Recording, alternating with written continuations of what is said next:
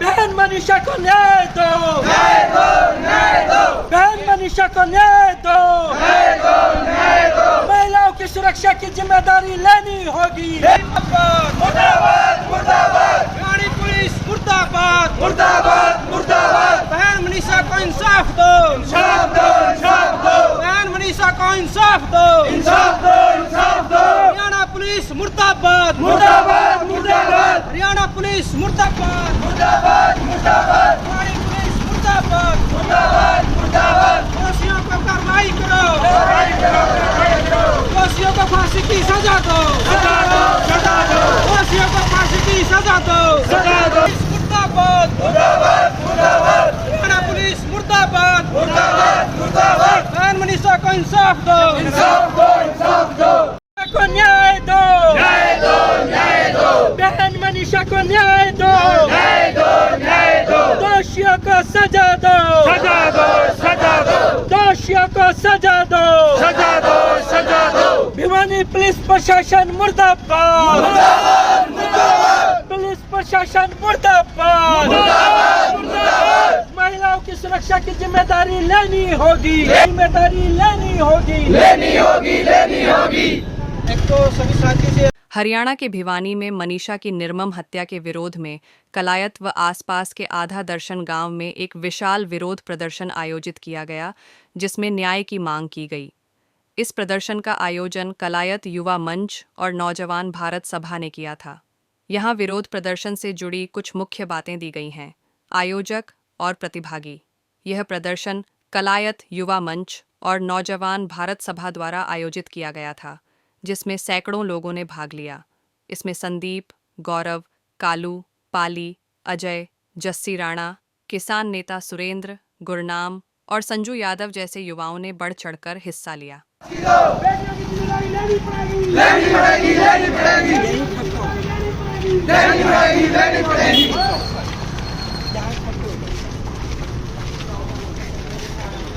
मनीषा दोषियों फांसी दो, फांसी दो, फांसी दो। मनीषा दोषियों फांसी दो, फांसी दो। मनीषा दोषियों फांसी दो, फांसी दो, फांसी दो। भिवानी पुलिस मुर्दाबाद, भिवानी पुलिस मुर्दाबाद, भिवानी पुलिस मुर्दाबाद, भिवानी पुलिस मुर्दाबाद, हरियाणा पुलिस मुर्दाबाद। न्याय दो, न्याय दो। बहन मनीषा को न्याय दो, न्याय दो, न्याय दो, न्याय। अजी दरअसल बात यह है, घटना के बारे में तो मेरे साथियों ने और भी डिटेल से बता दिया है।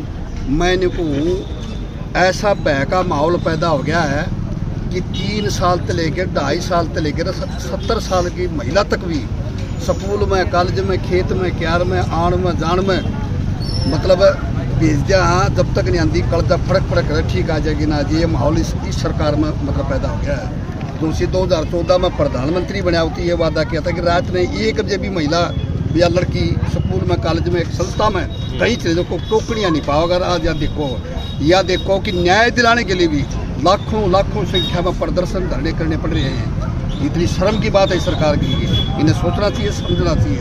और ऐसा नहीं है कि भाई ना होगा, इसकी तरफ कोई ध्यान नहीं दिया या इसका कोई सुनिश्चित कोई मतलब न्याय नहीं मिला तो जनता बेवकूफ़ नहीं है। समाज जिंदा आज भी लाखों लाखों लोग आज सड़कों पर हैं, धरने हैं, प्रदर्शन है, कहीं पूरा देश में कलबलाहट है। आप देखो ना, वो घटना तो है ही। वो घटना की कल मतलब जो घटना घटी है सफीदो मादरस कॉलोनी में 9 साल की 11 साल की लड़की सरेआम गोली मारना, मतलब कैसे आप बच्चा बाहर निकाल लेंगे? कैसे हम सोचता है कैसे नौजवान या लड़कियां हम कैसे स्कूल कॉलेज में भेज देंगे? ये माहौल इस सरकार ने विद प्लानिंग योजना में तरीका माहौल पैदा कर दिया है। और आपस में जो कोई और बात आती है, किसी आकुर अधिकार की लाठी डंडे गोली बरसावे हैं, और जब इनकी कोई बात आती है तो जूं तक नहीं रहती, वो भी हक हमने लड़के लेने पड़ रहे हैं। ये हालात पैदा कर दी।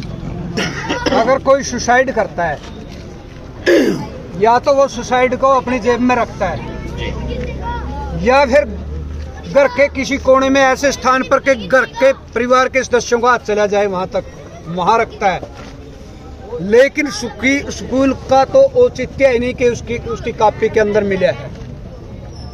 फिर उसके अंदर साइन इस लड़की के कोई सुसाइड करता है उसके नीचे बकायदा अपना साइन करते, और वो पढ़ी लिखी लड़की थी, ऐसे नहीं थी, ग्रेजुएट लड़की थी। ये सुसाइड नहीं, योजनाबद्ध तरीके से मारी गई है। रेप किया गया उस लड़की के साथ, आंखें निकालिए, तो ये बहुत बड़ा भारी जुल्म है। दोषियों को सामने ला करके गोली से मारने से भी सब्र नहीं आएगा अगर सरकार इस किस्म का काम करे। मैं सुरेंद्र चौसाड़ा, भारतीय किसान यूनियन।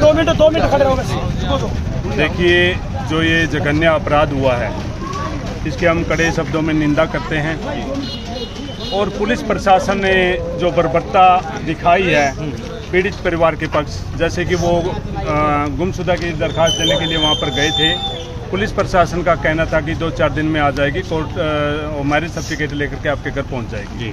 तो उन्होंने जिस तरह की व्यवहार उन्होंने किया वो बहुत ही गलत था और इस तरह से हमारी बेटियों की सुरक्षा की जिम्मेवारी आखिर कौन ले। हमें पुलिस प्रशासन पर प्रश्न उठता है हमारा कि आप किस लिए हो। आम जनता की या बहन बेटियों की जो सुरक्षा की जिम्मेवारी है वो पुलिस प्रशासन की जिम्मेवारी, और पुलिस प्रशासन इस तरह से व्यवहार करेगा तो क्या खाक रक्षा करेगा। तो सिर्फ पोस्टरों पर ही है बेटी बचाओ बेटी पढ़ाओ। आप देख रहे हो हर तीसरे दिन की घटना है, हमारी बहन बेटियों के साथ इस तरह के जघन्य अपराध हो रहे हैं। प्रशासन भी अपनी आंख मूंदे बैठा है और सरकार भी अपनी आंख मूंदे बैठी है। नारे से काम नहीं चलेगा। जब तक इस तरह के जघन्य अपराध के दोषियों को बीच चौराहे पर खड़ा करके उनको फांसी की सजा नहीं दी जाएगी तो ये अपराध रुकने का नाम नहीं लेंगे। तो एक बात बताइए, उसने सुसाइड किया होता तो उसका सुसाइड या तो उसके पास मिलता, दूसरी बात या उसके घर पर मिलता, तो वो कॉलेज के अंदर ही क्यों और गर्दन उसकी बाहर कटी मिली। तो ये डाइवर्ट करने का मामला है। पुलिस प्रशासन इसमें इन्वॉल्व है इस चीज़ को लेकर के कि हम इसे डाइवर्ट करें और दूसरे तरीके से। लेकिन ये जनता जाग चुकी है, हमारे देश के प्रदेश के युवा साथी जाग चुके हैं कि बहन मनीषा के साथ जो घटना घटी है वो बहुत ही निंदनीय है। जो उसके साथ हुआ है वो बर्बरता आज मनीषा के साथ हुआ है, कल हमारी बहन बेटी के साथ भी हो सकता है। तो हम तो सभी से यही संदेश देना चाहेंगे कि जब तक बहन मनीषा को न्याय नहीं मिल जाता, इसके परिवार को न्याय नहीं मिल जाता, तब तक हमारा संघर्ष सड़कों पर भी जारी रहना चाहिए। तो 3 लोगों का यदि कुत्ता भी मर जाता है तो 1 घंटे में उसकी पुष्टि करके दे देते हैं, लो जी ये लो। और यहाँ पर तो हमारी बहन बेटियाँ ही सुरक्षित नहीं है तो इस देश में रहने का फायदा क्या है। तो कहीं ना कहीं ये गरीब की बेटी इसलिए न्याय यही तो दिख रहा है भाई, गरीब की बेटी है तभी न्याय नहीं मिल रहा है। यदि राजनेताओं के ऐसे, पहली बात तो उनके साथ ऐसा हुआ नहीं, और होता तो उनका 1 घंटे के अंदर सारा का सारा सब कुछ मिल जाता। नायब सैनिक देखिए, कहने से कथनी और करने में बड़ा फर्क है। नायब सिंह सैनिक को हंसकर बात करने से फुर्सत ही नहीं है, तो वो क्या हमारी बहन बेटियों की इस तरह से सुरक्षा कर पाएंगे। और आप देख भी रही हो सकता है मैं झूठ बोल रहा हूँ, तो आप सभी इस बात को जानते भी हो कि हमारी बहन बेटियों को कितनी सुरक्षा मिल रही है। तो ये सरकार इस बेटी बचाओ और बेटी पढ़ाओ के नारे पर फैल है, ये सिर्फ पोस्टरों पर ही है, धरातल पर इसकी कोई सुरक्षा नहीं है बेटियों के लिए। पुलिस पर आरोप। नौजवान भारत सभा के सदस्य अजय ने पुलिस प्रशासन पर लापरवाही का आरोप लगाया। उनका कहना था कि पुलिस की ढिलाई के कारण ही यह घटना इतनी गंभीर हो पाई। सरकार पर सवाल। प्रदर्शनकारियों ने भाजपा सरकार के बेटी बचाओ बेटी पढ़ाओ नारे पर सवाल उठाए। उन्होंने आरोप लगाया कि हरियाणा में महिलाओं के खिलाफ अपराध लगातार बढ़ रहे हैं और सरकार बेटियों की सुरक्षा सुनिश्चित करने में असफल रही है। सामूहिक लड़ाई की अपील। जस्सी और सुरेंद्र ने इसे सिर्फ एक परिवार की नहीं बल्कि पूरे समाज की लड़ाई बताया। उन्होंने लोगों से मनीषा को न्याय दिलाने के लिए आंदोलन में शामिल होने की अपील की। मांग। प्रदर्शनकारियों ने मांग की कि दोषियों को सख्त सजा मिले और घटना में प्रशासन की जवाबदेही तय की जाए। उन्होंने यह भी कहा कि जब तक उनकी मांगें पूरी नहीं होती, यह लड़ाई जारी रहेगी।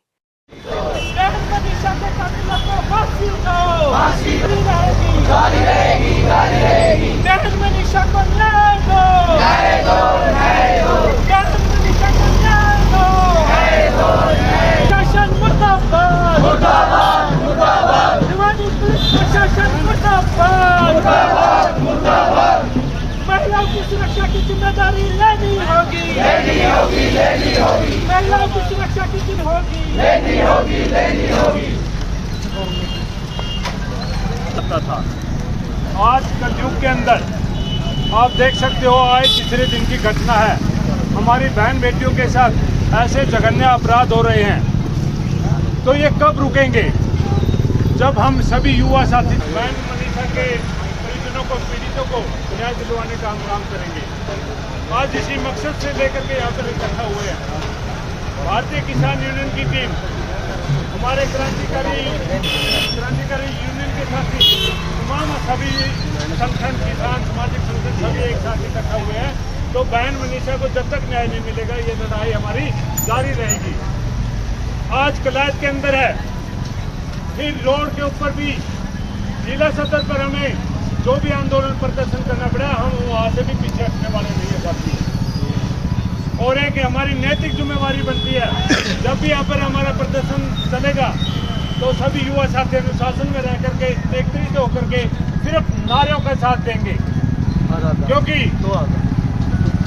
प्रशासन क्या चाहता है कि ये जो सामाजिक संगठन, किसान संगठन, मजदूर संगठन है, इनकी भावनाएं क्या है, तो हमारी भावनाएं अनुशासन से जुड़ी हुई होती है। तो आपसे अनुरोध करता हूँ कि आप अनुशासन में रहेंगे।